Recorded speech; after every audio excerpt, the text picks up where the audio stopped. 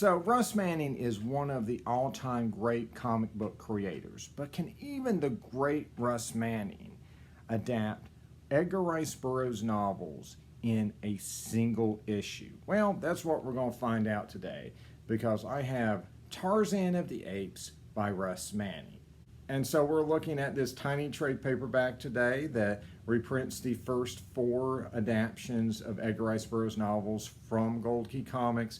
And it'll give me a chance to talk about other adaptions they did in Gold Key Comics in general.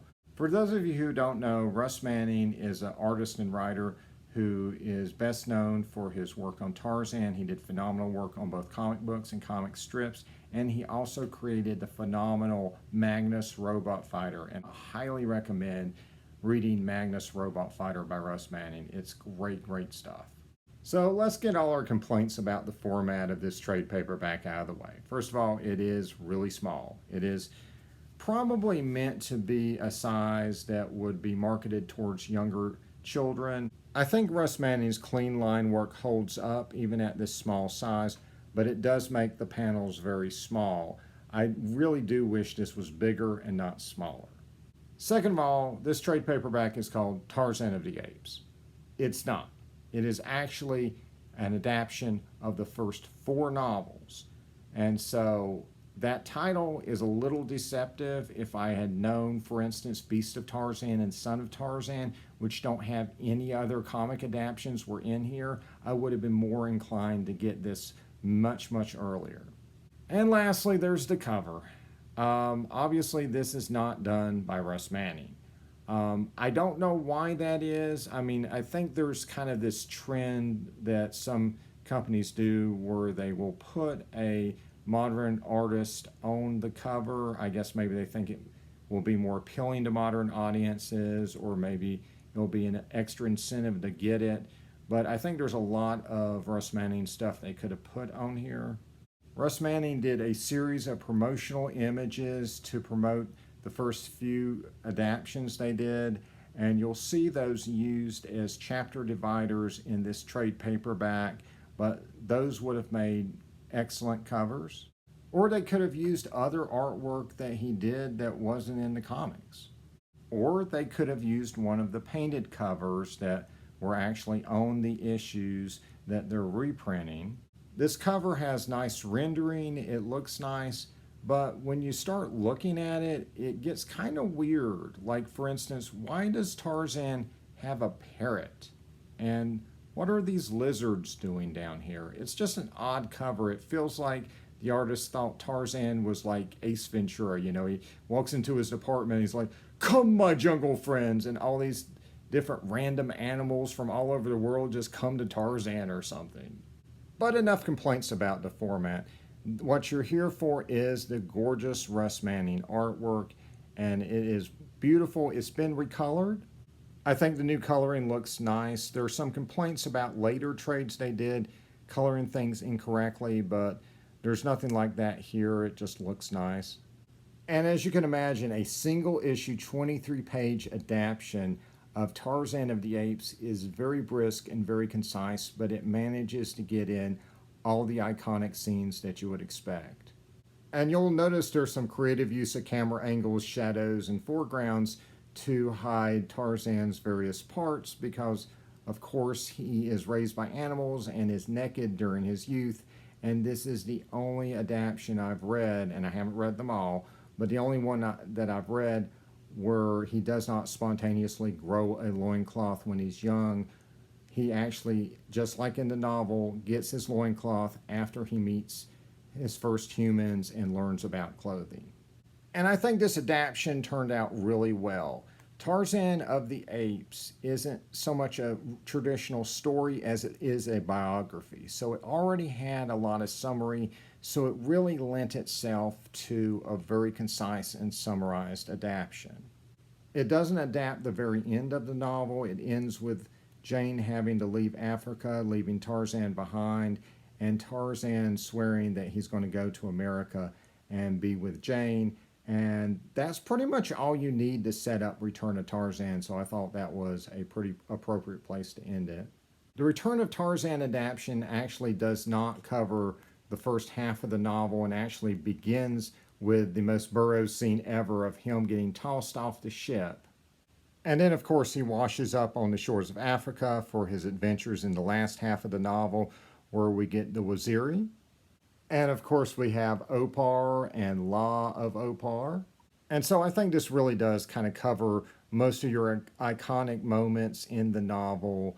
And, you know, the only time that it suffers from the conciseness is there are a few fight scenes that are summarized instead of fleshed out. But other than that, this is a really solid adaptation of Return of Tarzan.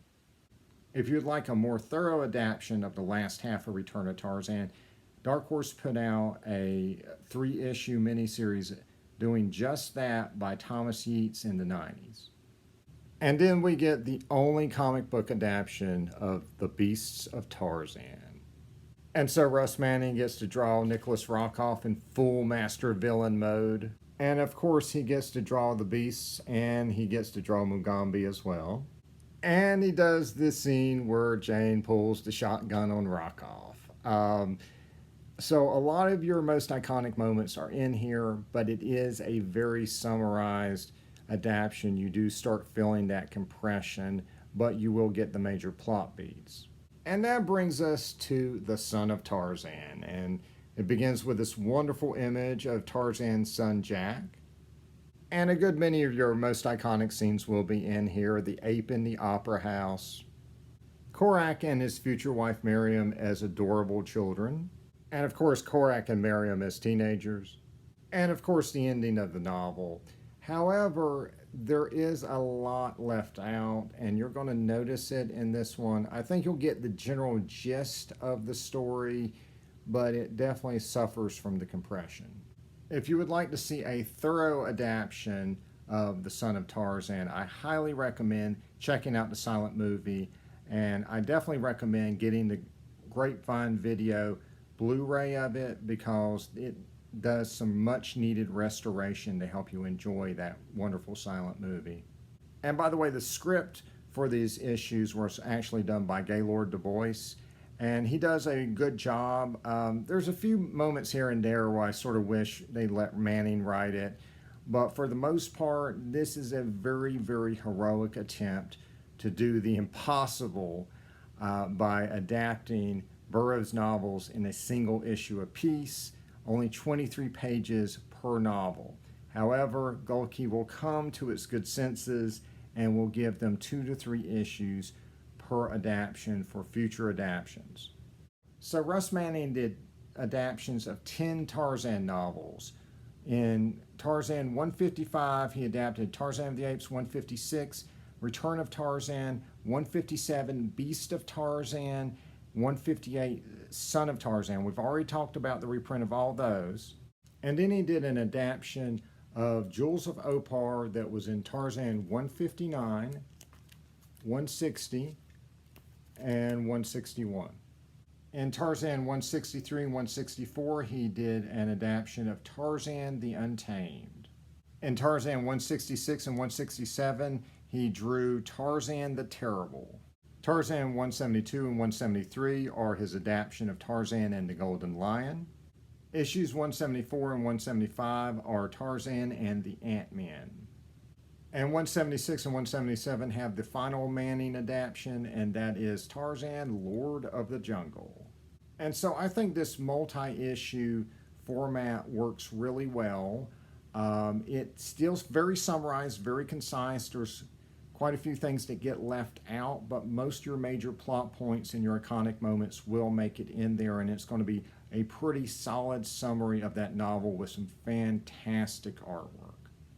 They're usually very faithful to the novels, except for Tarzan the Untamed. For some reason, they leave out that Tarzan is supposed to believe Jane has been killed by the Germans, and then in the next issue, when we get to Lost City, they leave out the fact that Lost City is supposed to be inhabited with people who have devolved into madmen. It's kind of mystifying, but my understanding is this gets much better in Tarzan the Terrible, when he does remember he does have a wife, which is always a good thing. Now, Golke did a lot of adaptions beyond that. Russ Manning only did about half of them. So they adapted 10 other novels plus the Tarzan twins. And so the only novels they did not adapt, and someone please correct me if I'm wrong, but they did not adapt Tarzan and the Madman, Tarzan and the Castaways, Tarzan the Magnificent, and of course Tarzan and the Leopard Men. As far as getting these other adaptions, Dark Horse only did 2 more trade paperbacks reprinting these adaptions that I could find. And so one was Tarzan and the Jewels of Opar that only reprints that 1 3-issue storyline. And then the other is Tarzan the Untamed, which does reprint both Tarzan the Untamed and Tarzan the Terrible. But the others have not been reprinted by Dark Horse.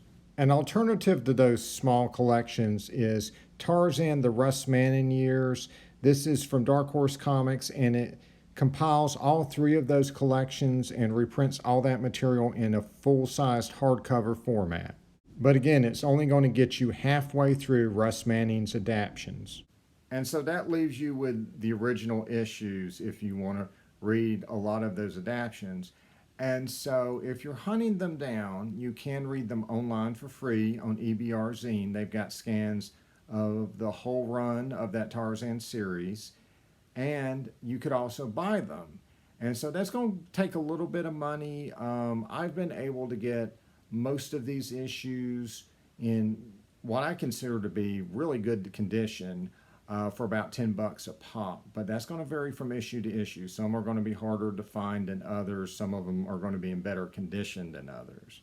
And if you get these original issues, also keep in mind that they're not the same size as a modern comic book. So you're going to need to have like Silver Age bags and boards for these later issues, and then for these earlier issues, they're actually in a Golden Age format, so they're actually way bigger, and you will absolutely need some Golden Age size bags and boards for these.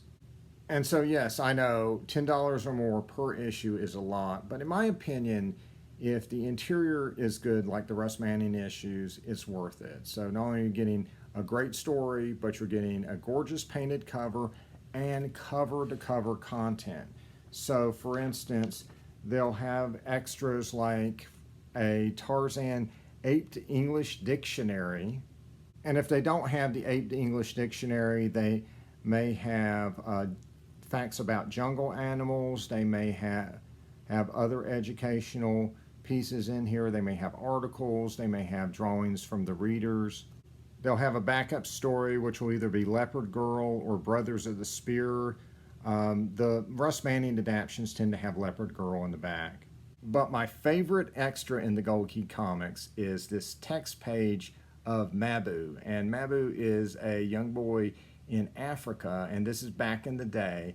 And there'll be a text page in every Tarzan issue telling you the story of his life and how his tribe lived. And yeah, that can be a little mundane sometimes, but most of the time it is fascinating stuff to learn how they lived off the land, their system of trade.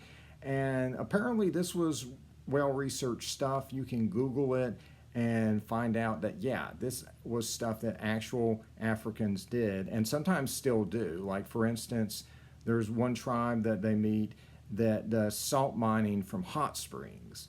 There's another tribe that it describes doing dam fishing, which is blocking a stream on both ends and then draining that section of the stream and then just scooping out the fish with your hands. I mean, this is just such cool stuff. I love it to death.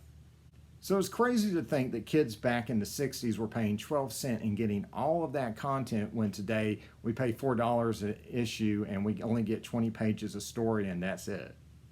And so no matter what format you check it out in, I always recommend checking out Russ Manning's work. It's always fantastic.